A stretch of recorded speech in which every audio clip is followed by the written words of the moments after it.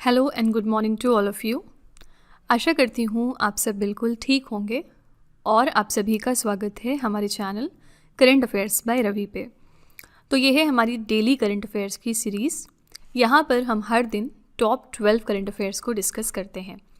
इसी सिलसिले में आज की क्लास में हम बात करेंगे 19 जनवरी 2026 के 12 मोस्ट इम्पॉर्टेंट करंट अफेयर्स या न्यूज़ के बारे में।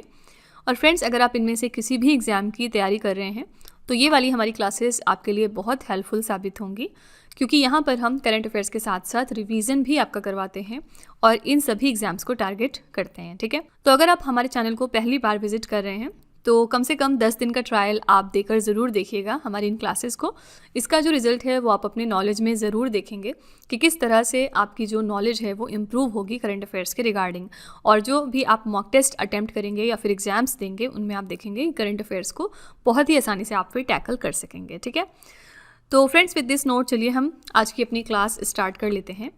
सबसे पहले हम क्विक रिवीजन करते हैं, यानी कि हमने जो 12 करंट अफेयर्स एक दिन पहले किए होते हैं उनको यहाँ हम दोबारा से रिवाइज करते हैं। तो ये सारे क्वेश्चंस हमारे सैटरडे के हैं, क्योंकि संडे वाले दिन हमारी रिवीजन क्लास होती है जिसमें हम टॉप 72 क्वेश्चंस पूरे हफ्ते के डिस्कस करते हैं। ठीक है, तो कल हमारी रिवीजन क्लास थी। इन केस अगर आपके पास पूरे हफ्ते टाइम नहीं होता, आप वर्किंग है या फिर आप किसी वजह से क्लासेस नहीं कर सकते हैं, तो आप हमारी संडे वाली वीडियो अगर देख लेंगे तो वन लाइनर फॉर्मेट में आपको सारे क्वेश्चंस मिल जाएंगे जो पूरे हफ्ते के सबसे इंपॉर्टेंट न्यूज़ थे, और वहाँ से एग्जाम में भी आपको बहुत सारे क्वेश्चंस दिखाई देंगे। ठीक है, एनीवेज चलिए हम आज की क्लास पर अपने आते हैं और देखते हैं कि हमने टॉप 12 करंट अफेयर्स कौन से किए थे सैटरडे को। फर्स्ट क्वेश्चन हमने किया था, जनवरी 2026 में भारत तिब्बत सीमा पुलिस के नए महानिदेशक के रूप में किसे नियुक्त किया गया है? इनका नाम है शत्रुजीत सिंह कपूर। क्वेश्चन नंबर 2 था, जनवरी 2026 में अमेरिका ने भारत को पैक्ट सिलिका संगठन में आमंत्रित करने की घोषणा कर दी है। पैक्ट सिलिका मुख्य रूप से किस चीज़ से संबंधित है? पैक्ट सिलिका सेमीकंडक्टर आपूर्ति श्रृंखला से संबंधित है। ठीक है, क्वेश्चन नंबर 3 था, जनवरी 2026 में सीमा सुरक्षा बल यानी बॉर्डर सिक्योरिटी फोर्स के नए महानिदेशक का कार्यभार किसने संभाला है? तो बीएसएफ के नए महानिदेशक बन गए हैं mister Praveen Kumar. Question number 4 था, नीति आयोग के निर्यात तैयारी सूचकांक 2024 के अनुसार किस राज्य ने तमिलनाडु को पीछे छोड़कर शीर्ष स्थान प्राप्त कर लिया है? तो ये राज्य बन गया है महाराष्ट्र। ठीक है, अगला है, जनवरी 2026 में किस मंत्रालय ने केंद्रीय सरकारी स्वास्थ्य योजना के लाभार्थियों के लिए परिपूर्णा मेडिक्लेम आयुष बीमा योजना की शुरुआत की है? तो वित्त मंत्रालय ने, जिसके मिनिस्टर हमारी निर्मला सीतारमन है। क्वेश्चन नंबर 6 हमने किया था, जनवरी 2026 में राष्ट्रीय जांच एजेंसी के नए महानिदेशक के रूप में किसे नियुक्त किया गया? तो ये है mister Rakesh Agarwal. Question number 7 था, प्राचीन जापानी तलवारबाजी आर्ट केंजुत्सु में शामिल होने वाले पहले भारतीय कौन बन गए हैं? इनका नाम है मिस्टर पवन कल्याण। क्वेश्चन नंबर 8 था, नासा के आर्टेमिस 2 मिशन में अंतरिक्ष यात्री किस क्रू कैप्सूल में सवार होकर 10 दिन के चंद्रमा की यात्रा पर जाएंगे? तो ये है ओरियन। ठीक है, नेक्स्ट है, कौन सा राज्य भारत की पहली chronic kidney disease registry launch करेगा? तो इसको लॉन्च करेगा उड़ीसा राज्य। क्वेश्चन नंबर 10 है, जनवरी 2026 में 16वीं जो आसियान रक्षा मंत्रियों की बैठक प्लस विशेषज्ञ कार्य समूह है उसके अंतिम योजना सम्मेलन कहाँ पर हुआ था? तो नई दिल्ली में, भारत के। क्वेश्चन नंबर 11 था, जनवरी 2026 में किन भारतीय राज्यों ने जंगली जानवरों के आदान प्रदान के लिए एक अंतर्राज्यीय समझौते पर हस्ताक्षर किए हैं? तो ये राज्य हैं मध्य प्रदेश और असम। क्वेश्चन नंबर 12 है, भारत के किस राज्य में जनवरी 2026 में निपाह वायरस के संक्रमण के संदिग्ध मामले सामने आए हैं? तो ये मामले पश्चिम बंगाल से आए हैं। ठीक है, तो फ्रेंड्स ये हमारे टॉप 12 करंट अफेयर्स थे कल के। अगर आप इनको और अच्छे तरीके से समझना चाहते हैं तो आप हमारा सैटरडे वाला लेक्चर ज़रूर रेफर करिएगा, वहाँ पर हमने हर क्वेश्चन को बहुत ही डिटेल से डिस्कस किया था। ठीक है, तो चलिए फिर बिना देरी करते हुए हम आज के अपने सेशन पर आते हैं। तो फ्रेंड्स आगे बढ़ने से पहले बस यहाँ पर एक छोटी सी इन्फॉर्मेशन है आपके लिए। हमारी जो दिसंबर मंथ की करंट अफेयर्स की ई बुक है 2025 के लिए, वो वेबसाइट पर लॉन्च हो चुकी है। और इसके अलावा अगर आपको पिछले 1 साल यानी 12 महीने की करंट अफेयर्स का ई बुक चाहिए, जिसमें जनवरी से लेके दिसंबर 2025 तक के सारे इंपॉर्टेंट करंट अफेयर्स हों, तो ये वाली ब्रह्मास्त्र PDF भी आपको मिल जाएगी हमारी वेबसाइट www.ravibooks.pdf.com पर। ये छोटा सा सैम्पल है हमारी दिसंबर मंथ के करंट अफेयर्स की ई बुक का। आप यहाँ पर देख सकते हैं कि 500 से ज़्यादा प्रश्न हमने डिस्कस किए हैं और हमारे हर क्वेश्चन की खासियत ये है कि हर क्वेश्चन में हमने यहाँ पर highlights, important point, static GK और पिक्चर्स का इस्तेमाल किया है ताकि आपको प्रॉपर अंडरस्टैंडिंग हो सके हर प्रश्न में और आपको बिल्कुल भी परेशानी ना आए इसको समझने में। ठीक है, तो अगर आप इंटरेस्टेड हैं, अगर आप हमारी इन्हीं बुक्स को परचेज़ करना चाहते हैं तो ये वेबसाइट है, आप यहाँ पर जाकर इनको ज़रूर चेकआउट करिएगा। इसके अलावा यह है हमारा मोबाइल एप्लीकेशन जिसका नाम है रवि स्टडी ऐप। आप इसको भी प्ले स्टोर पर जाकर अपने फ़ोन में इंस्टॉल कर सकते हैं। इसमें आपको बहुत सारे फीचर्स मिलेंगे, जैसे कि यहाँ पर जीएस की टेस्ट सीरीज़ है। इस वीडियो का फ्री पीडीएफ आपको यहाँ पर मिलेगा। करंट अफेयर्स के नोट्स यहाँ पर हैं, यूट्यूब के वीडियो नोट्स अवेलेबल हैं। करंट अफेयर्स की टेस्ट सीरीज़ अगर आप लगाना चाहते हैं तो आप यहाँ पर जा सकते हैं और भी बहुत कुछ है हमारे इस एप्लीकेशन में। तो आप इसको भी अपने फ़ोन में इंस्टॉल कर सकते हैं और अपनी प्रेपरेशन को और ज़्यादा मजबूत बना सकते हैं। ये एप्लीकेशन आपको बहुत हेल्प करेगा आपकी प्रेपरेशन में। ठीक है, तो विद दिस नोट चलिए हम आज की क्लास पर अपने आते हैं और देखते हैं कि आज का पहला प्रश्न क्या है। आज का पहला प्रश्न है, जनवरी 2026 में यमन के नए प्रधानमंत्री के रूप में किसे नियुक्त किया गया है? यमन देश के नए प्राइम मिनिस्टर कौन बन गए हैं? इनका नाम है शाया मोहसिन जिंदानी। ठीक है, ये बन गए हैं यमन देश के नए प्रधानमंत्री। यमन की प्रेसिडेंशियल लीडरशिप काउंसिल ने प्रधानमंत्री सलीम बिन ब्रेक का इस्तीफा स्वीकार कर लिया। इसके विदेश मंत्री शाया मोहसिन जिंदानी को यमन का नया प्रधानमंत्री नियुक्त कर दिया गया है। ठीक है, यमन देश की बात करेंगे तो ये एशिया महाद्वीप में स्थित है। इसकी राजधानी है सना। मुद्रा यहाँ पर चलती है यमनी रियाल। राष्ट्रपति यहाँ पर हैं रशद अल अलीमी और इसके पड़ोसी देश दो हैं, सऊदी अरब और ओमान। ठीक है, यहाँ पर आप इसकी लोकेशन चेक कर सकते हैं। ये है यमन और यहाँ पर इसके पड़ोसी देश हैं सऊदी अरब और ओमान। ठीक है, तो फ्रेंड्स यहाँ पर यमन के नए प्रधानमंत्री बने हैं शाया मोहसिन जिंदानी। ठीक है, इसी तरह से पिछले दिनों हमने देखा था कि जो अफगानिस्तान में तालिबान जो रजीम है, तालिबान का जो शासन चल रहा है, उन्होंने हाल ही में इंडिया के अंदर अपना पहला डिप्लोमैट अपॉइंट कर दिया है और इनका नाम भी याद रखना ज़रूरी है क्योंकि ये पहली बार हो रहा है जब इन्होंने इंडिया में कोई पहला अपना डिप्लोमैट अपॉइंट किया है और इनका नाम है नूर अहमद नूर। ठीक है, तो ये नाम भी आपको ध्यान में रखना है। फाइन, क्वेश्चन नंबर 2 पे चलेंगे। पर्यावरण उपलब्धि के लिए प्रतिष्ठित टाइलर पुरस्कार 2026 से किसे सम्मानित किया गया? तो ये बहुत ही इंपॉर्टेंट एक टाइलर प्राइज़ है जो कि इन्वायरमेंटल अचीवमेंट में दिया जाता है और 2026 के लिए विनर थी टोबी कियर्स। ठीक है, सी ऑप्शन यहाँ पर बिल्कुल सही है। अमेरिकी जीव विज्ञानी हैं डॉक्टर टोबी कियर्स। इनको माइकोराइजल फंगी पर उनके शोध के लिए प्रतिष्ठित Tyler prize for environmental achievement दिया गया। टाइलर पुरस्कार पर्यावरण विज्ञान, स्वास्थ्य और ऊर्जा के क्षेत्र में उत्कृष्ट योगदान के लिए दिया जाने वाला एक अंतर्राष्ट्रीय सम्मान है। इसे आप नोबेल पुरस्कार इन एनवायरमेंट भी कहते हैं, जिसकी स्थापना 1973 में हुई है। कई बार एग्जाम में ये क्वेश्चन पूछा गया है कि जो टाइलर प्राइज है वो किस सेगमेंट में दिया जाता है। आपको बहुत सारे ऑप्शंस दिए जाएंगे, जैसे कि लिटरेचर ऑप्शन में दे दिया गया फॉर एग्जाम्पल, दूसरा ऑप्शन आपके लिए आ गया इकोनॉमिक्स की फील्ड में, तीसरा आ गया इन्वायरमेंट की फील्ड में और चौथा आ गया कल्चर की फील्ड में। तो आपको याद रखना है ये इन्वायरमेंटल अचीवमेंट के लिए दिया जाता है। फाइन, इस तरह से भी क्वेश्चंस घुमा फिरा के कई बार पूछे जाते हैं। जो भी कोई प्रेस्टिजियस अवार्ड होते हैं उनके विनर्स आपको ध्यान ऑल्दो रखने होते हैं कहीं पर भी, लेकिन अगर किसी भारतीय को पहली बार मिलेगा कोई अवार्ड तो वो क्वेश्चन आपको ज़रूर याद रखना है। ठीक है, जैसे कि हमने 2025 में देखा था रेमन मैग्सेसे अवार्ड।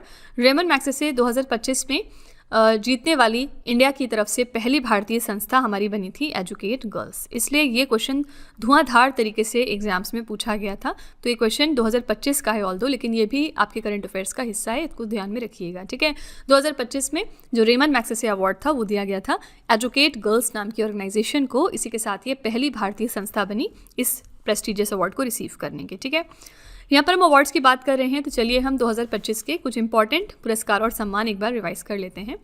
संगीत कलानिधि पुरस्कार दिया गया था आर.के. श्रीराम कुमार को। बुकर पुरस्कार 2025 मिला डेविड ज़ेले को इनके बुक फ्लैश के लिए।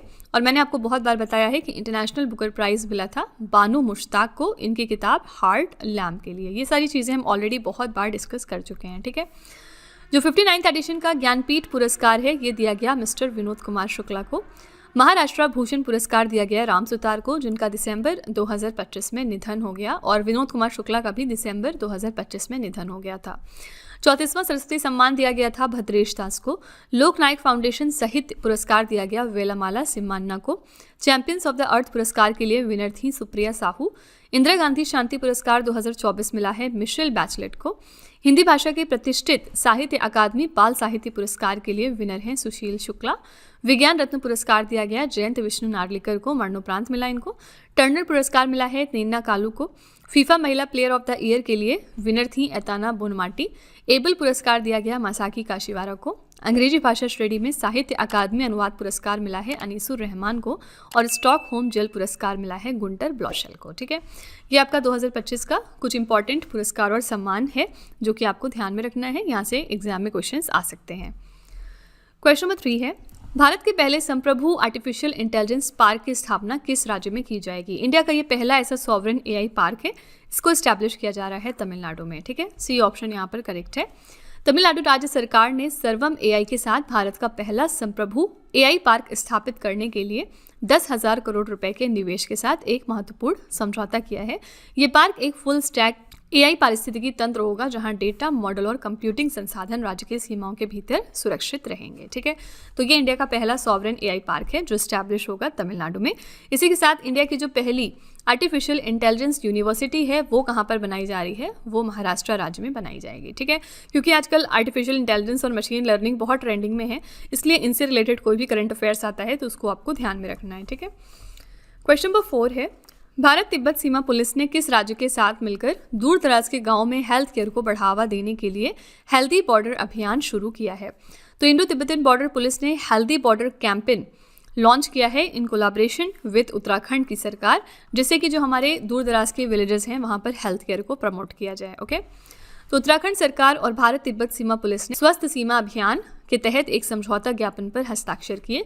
इसके तहत आईटीबीपी पिथौरागढ़, चमोली और उत्तरकाशी के 108 सीमावर्ती गांव में एकीकृत प्राथमिक स्वास्थ्य सेवाएं प्रदान करी जाएंगी। ठीक है, तो ये किसका कोलैबोरेशन है? इंडो तिब्बतन बॉर्डर पुलिस और उत्तराखंड सरकार का। ठीक है, इंडो तिब्बतन बॉर्डर पुलिस के बारे में 2026 का एक इम्पॉर्टेंट करंट अफेयर्स क्या आया है सामने। यहाँ पर नए जो हेड हैं यानी डायरेक्टर जनरल या महानिदेशक जिनको आप कहते हैं वो अपॉइंट हो गए हैं, और इनका नाम है शत्रुजीत सिंह कपूर। ठीक है, इनके बारे में अभी हमने रिवीजन में भी देखा है फर्स्ट क्वेश्चन में। ठीक है, तो ये फैक्ट याद रखिएगा। क्वेश्चन नंबर 5 है, जनवरी 2025 में भारतीय ओलंपिक संघ द्वारा फिर से शुरू की गई राष्ट्रीय ओलंपिक अकादमी की अध्यक्ष कौन बन गई हैं? तो नेशनल ओलंपिक एकेडमी को कौन हेड करेगा, जिसको इंडियन ओलंपिक एसोसिएशन ने एक बार फिर से फॉर्मल तरीके से रिलॉन्च किया है? यहाँ पर हेड बनाई गई हैं पीटी उषा। ठीक है, सी ऑप्शन सही है। तो भारतीय ओलंपिक एसोसिएशन ने अहमदाबाद में राष्ट्रीय ओलंपिक एकेडमी को औपचारिक रूप से फिर से शुरू कर दिया। पूर्व दिग्गज धाविका पीटी उषा इसकी अध्यक्ष होंगी और ओलंपिक पदक विजेता गगन नारंग इसके निदेशक बनेंगे।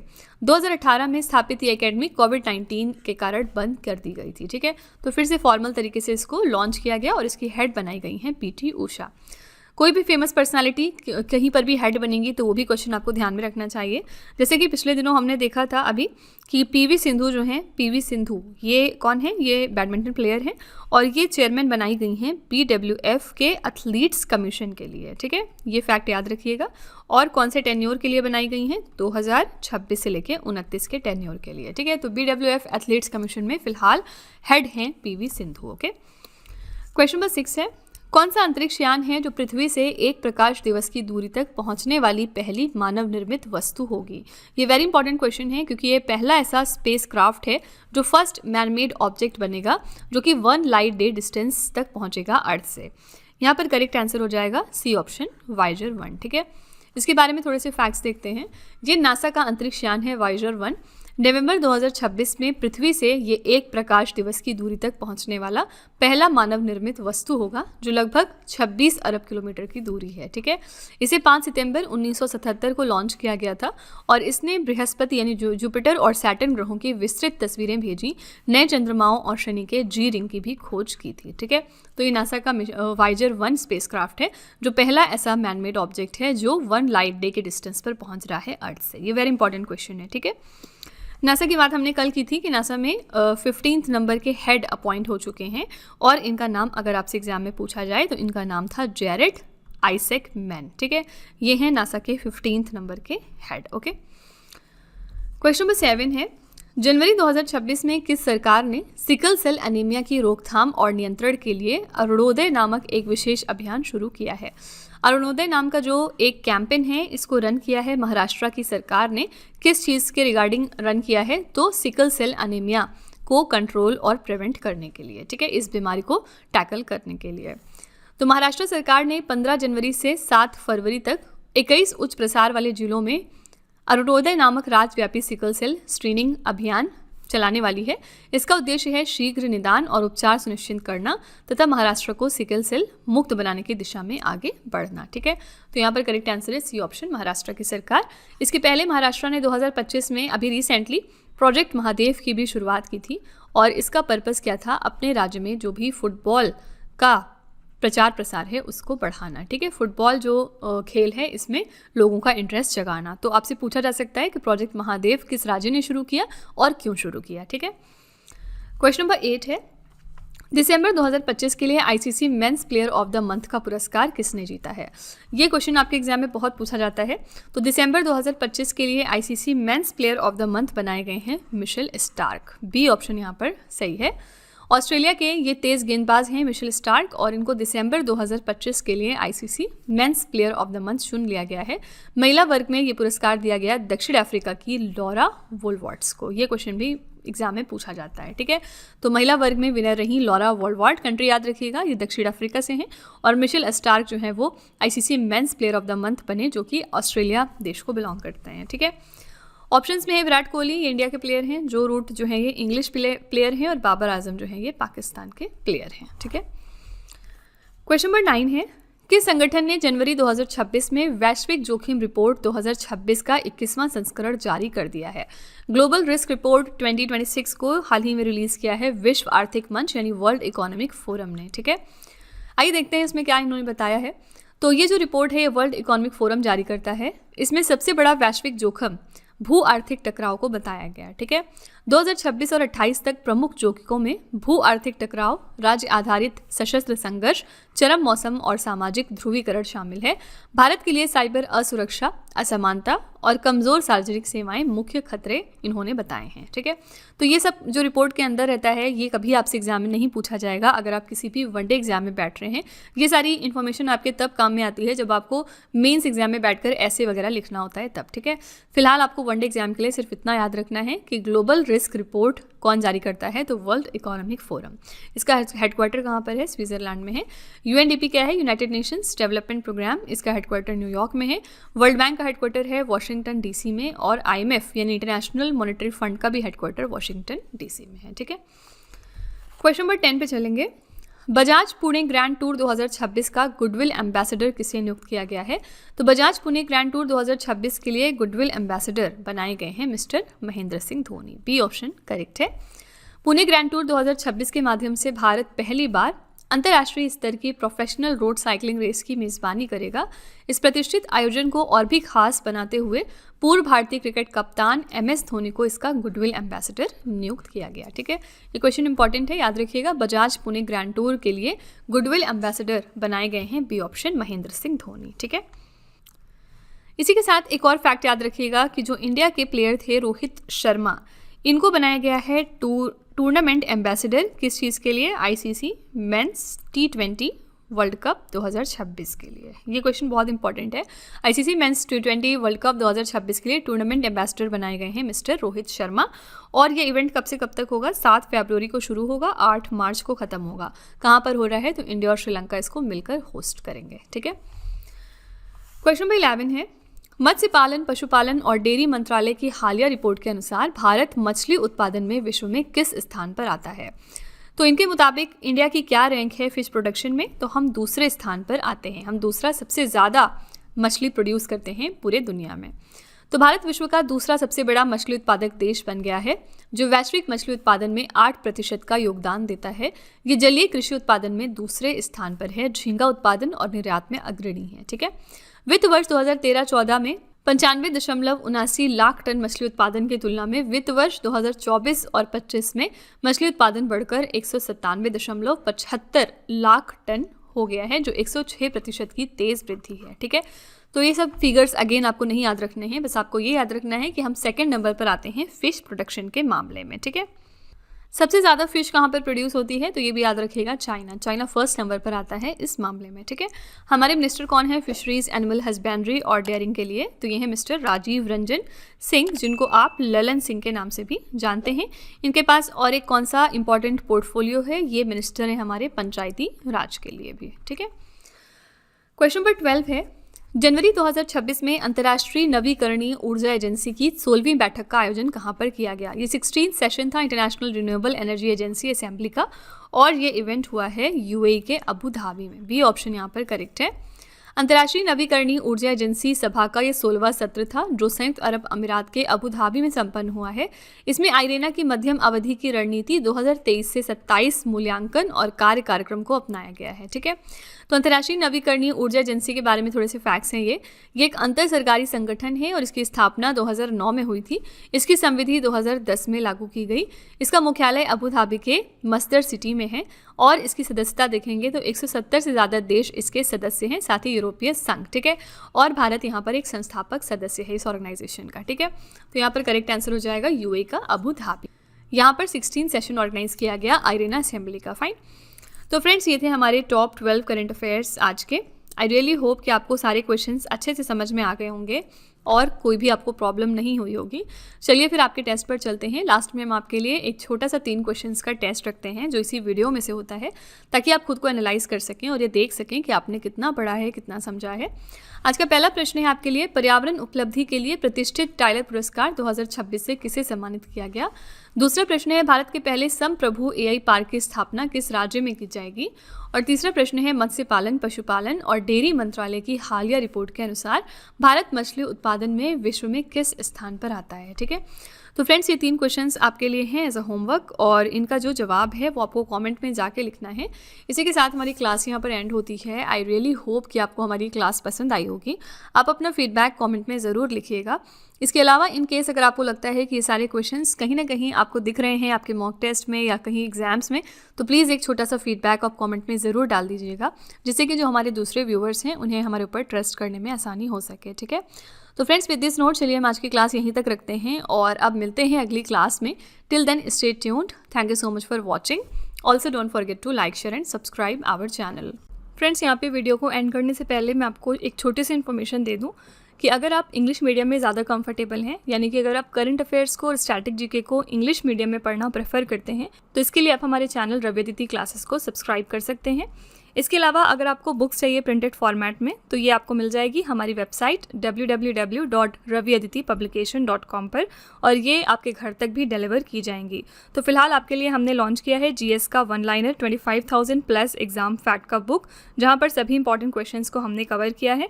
साथ ही यहाँ पे आपको जनरल साइंस, जीके और एनसीईआरटी के नोट्स वगैरह भी मिल जाएंगे।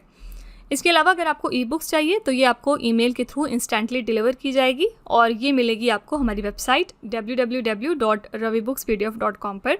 तो यहाँ पर आप देख सकते हैं कि जनवरी से लेकर मई, यानी कि लास्ट 5 मंथ का करंट अफेयर्स का ई बुक हमने लॉन्च किया है आपके लिए।